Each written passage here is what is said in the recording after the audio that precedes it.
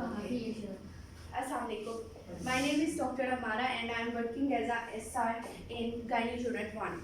Today our topic of presentation is pregnancy associated breast cancer or breast cancer during the pregnancy. Reason to present this topic is that the incidence of the pregnancy associated breast cancer gradually increases day by day because because the women choose to delay her pregnancy in their old age group as well as delay in the first childbirth is also a cause of increased incidence of the breast cancer during the pregnancy.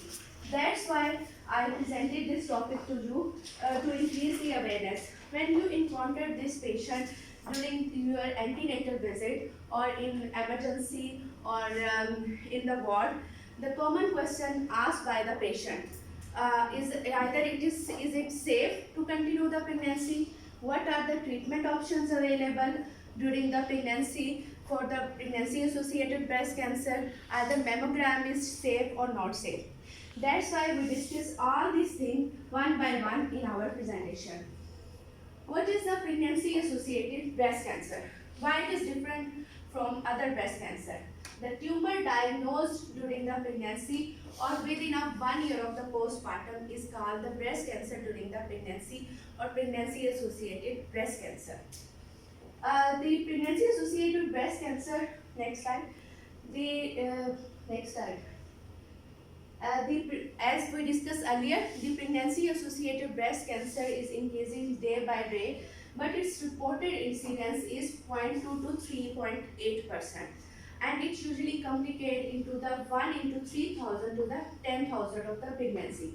Average age of the presentation is 32 to 38 years, and it is very young age for the presentation, and it is usually the second most common cancer that is reported in antenatal period after the cervical cancer.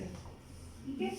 Next, the diagnostic delay is not rare in the pregnancy because at the younger age of presentation, we usually least concerned with the patient, her symptoms because of the physiological as well as anatomical changes in the breast that we usually ignore these symptoms. Therefore, the diagnostic delay is not rare. And average diagnostic delay is approximately 2 to 6 months. Because of this reason, the patient presented with the metastatic disease, vascular or lymphatic invasion.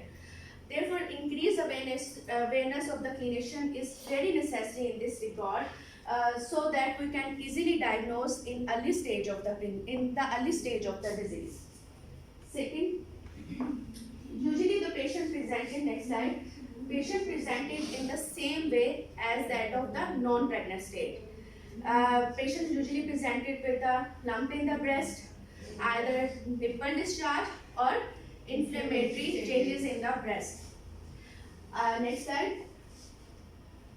As an obstetrician and gynecologist, we have three concerns. First concern is save the mother life. Second is protect the fetus, and third and very important, protect the reproductive system. For example, we should conserve the future fertility. Next. Can anybody tell me what are the normal changes in the breast? Yes. During pregnancy, Pregnancy.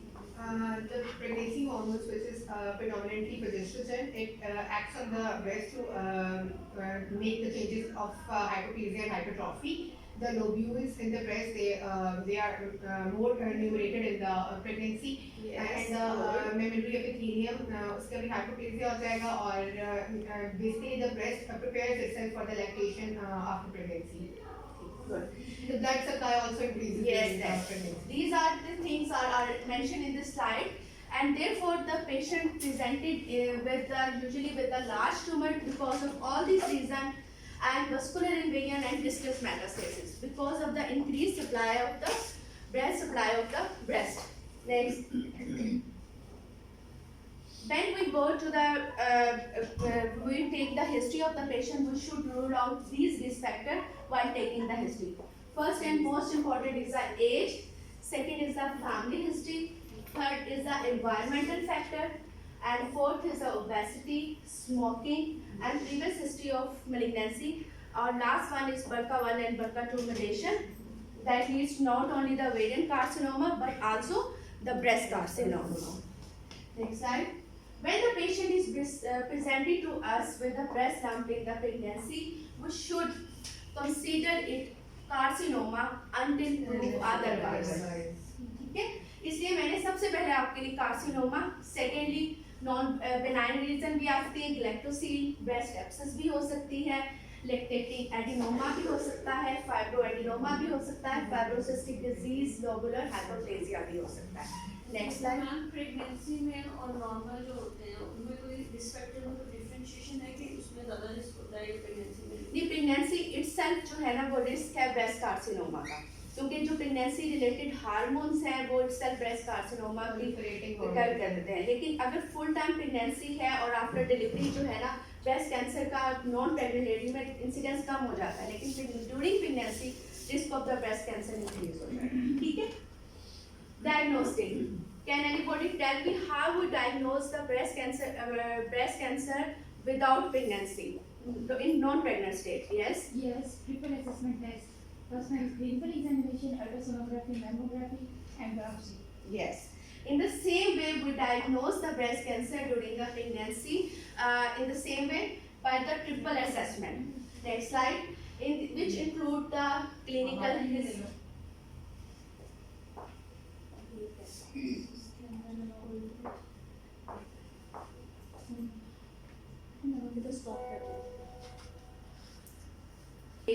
करेंगे an examination. Second is the imaging that includes the ultrasonography and mammography, and third is the pathology, fine needle aspiration cytology, core blood biopsy. It gives the approximately 95% of the cases we can diagnose easily. But we see this, what are the effect of these investigations with the pregnancy. First is the ultrasonography. Ultrasonography is the first investigation which we perform during the pregnancy. Reason is that it is non-invasive. It can easily differentiate between the solid as well as cystic mass, as well as we can do the ultrasound guided biopsy with this. ठीक है. अब आते हैं next. Mammography.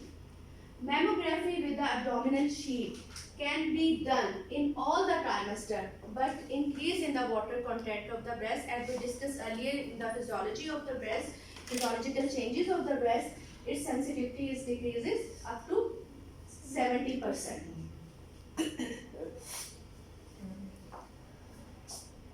Then the biopsy. Biopsy is considered as a gold standard. It can give us the 90% of the diagnosis, but the cytological examination is inconclusive in many women because of the proliferative changes in the breast. So that the fine needle aspiration cytology is not recommended in pregnancy. Second, what we check in biopsy? We check the histological grade, receptor status, and human epidermal growth factors. ठीक है. अब next, and this will all these things help us in the treatment planning. Next, Receptor status and human epidermal growth factor is checked in every biopsy. every biopsy we check in. यानी कि estrogen and progesterone status अलग से और human epidermal growth factor अलग से, क्योंकि ये prognostic effect करता है. human epidermal growth factor अगर positive अलग से आ जाता है तो इसका मतलब aggressive tumor. Metastatic investigation. Metastatic investigation is usually not recommended in pregnancy, but in the case of high clinical suspicion, we can do it. These include the X-ray chest is safely done, liver ultrasonography can be safely done, but bone scan and X-ray computed tomography is not recommended in pregnancy until clinically indicated. MRI has proven safe, but in some cases in which we are using the contrast, MRI is not recommended because contrast can cross the placenta and have the teratogenic effect on the fetus. But MRI without contrast can be done in the pregnancy.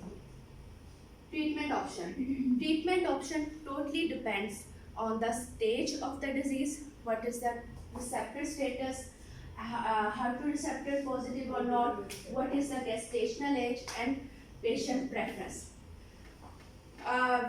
In non-pregnant state, how we treat the breast cancer? Can anybody tell me? Yes. Surgical management, Yes. chemotherapy or radiotherapy, neoadjuvant can also be given if the tumor size is Yes. In the same way, we can do surgical treatment, chemotherapy, radiotherapy, and give the supportive treatment. In this regard, the multidisciplinary approach is very necessary because the decision to continue the pregnancy or not continue or terminate the pregnancy, it should be done with the proper counseling of the couple with the multidisciplinary team. And this is depend upon the what is the stage of the disease, what the treatment option available for this patient, and what are the receptor status. Now we see the different treatment option one by one. First is the surgical management. Surgical management is the first line management, and it is treatment can be done. This treatment can be done in all the trimester. We can do easily, but the breast in which include the breast conservative surgery, and second is the mastectomy. The breast selection criteria for the conservative surgery. Conservative surgery include the lumpectomy and cordectomy.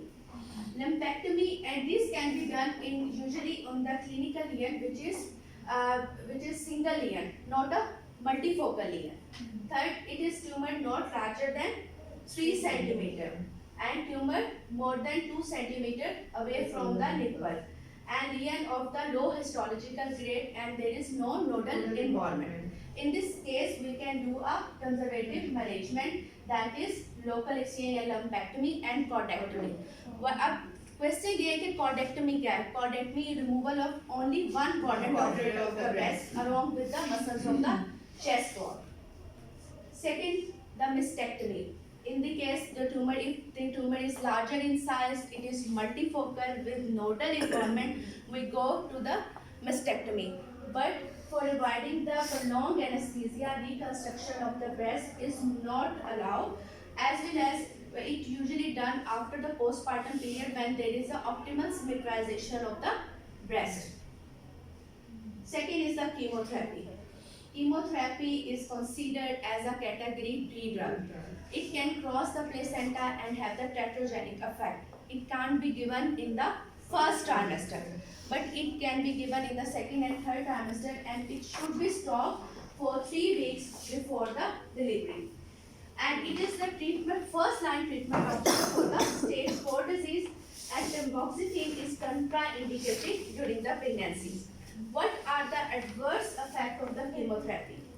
Chemotherapy के जो effects हैं वो baby के ऊपर intrauterine growth restriction हो सकती है, low birth weight भी हो सकते हैं, प्रीटर्म डिलीवरीज हो सकती हैं, ट्रांजिट टिकेपनिया ऑफ द न्यूबॉर्न्स हो सकता है, और न्यूनेटल न्यूक्लियोपीनिया भी हो सकता है.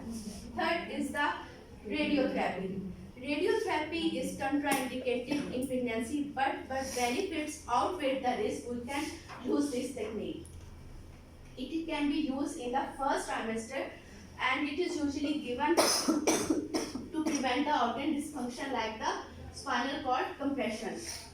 And the dose of the radiation should be less than 100 milligray, and minimize the radiation exposure. You should use a precise technique, minimum proper shielding of the abdomen. You can use this.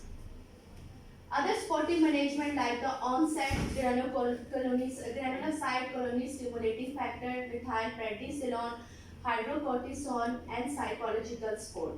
These are all safe during the pregnancy. Fetal surveillance. We treat this pregnancy as a high-risk pregnancy. The fetal surveillance done as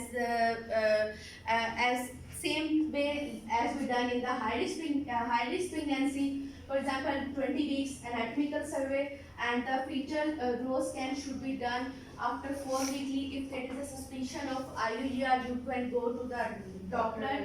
Delivery close to the term, as close to the term possible, and there is no indication for cesarean section. This is not a breast cancer itself is not an indication for C-section. Special consideration. Termination. When we terminate the pregnancy, when the fetal condition as well as maternal condition is at risk, we can go for the termination of the pregnancy. And fetal exposure, when there is a advanced disease and when there is a fetal exposure to the more than 100 milligray of the radiation in the first trimester. Breastfeeding. Breastfeeding itself is not a contraindication, but due to breast conservative surgery may not limit the lactation, but radiation itself may cause the fibrosis, and this make the lactation unlikely. The chemotherapy itself is a contraindication for the breastfeeding, and it should not breastfeeding time interval of 14 days from the last dose. Then breastfeeding is started. Chemotherapy may cause the amenorrhea, premature ovarian failure, and it can cause the infertility. But if there is no infertility, you should postpone the pregnancy until 2 years after the diagnosis. And during this period, non-hormonal contraception should be given. The prognostic factor that is associated with breast cancer. For the commonly associated breast cancer, number of positive axillary lymph nodes, tumor size, lymphatic and vascular invasion, histological tumor type and grade, estrogen progesterone receptor, and HER2 receptor overexpression. These are all the prognostic factors that is associated with breast cancer. Conclusion. Breast cancer is during the pregnancy not only the dilemma for the patient but also for the clinician. Triple assessment with the clinical examination, history, radiological and cytological examination in the system is accurate investigation for the symptomatic breast cancer. There is an urgent need for the future we have an urgent need to further research on this pregnancy associated breast cancer. This is a message. Knowing it is not enough. It's a get informed and pass it on. Thank you.